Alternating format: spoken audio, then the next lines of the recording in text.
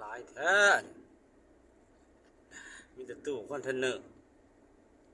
มาเม่นนั่นเอามาวางไว้แถวเลยทุกคน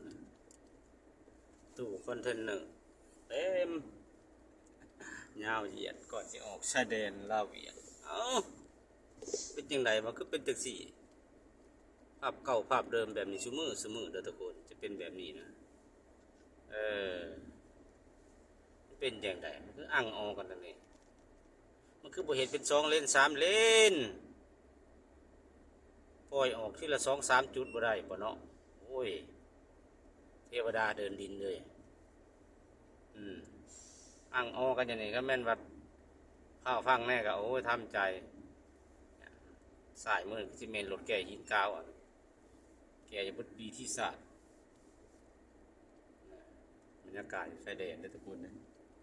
มาฝากสำนีนะไปได้ปลายน้ำห้อนนี่ก็เลี้ยวเข้ามานี่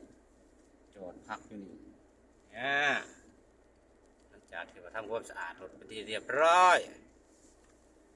ล่างขี้ตุ่มให้เพิ่นในจังน้อยหนึ่งพี่น้องเอ้ยสีสันเพราะมันมีเนี่ยขี้ตุ่มโลพงานเนี่ยจอดอยู่มุมนี้แล้ววะโอเคกาที่เนาะได้ยี่หมูนี่จริงได้ตัวเอ็มยี่น้อยหนึ่ง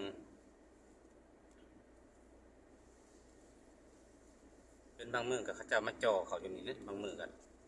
จะสิมาจอดแบบไรเถื่อกกีกาเขาอยู่แต่ว่าเป็นบางมือรถหน่อยรถลาย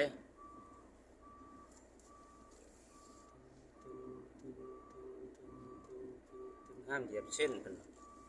เหยียบเส้นแล้วผิดกฎแล้วไม่ผ่านก็อีกบ่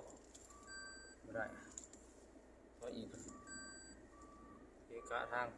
ขึ้นลงได้ปะเดินหน้าอีกนิดหนึ่งโอเค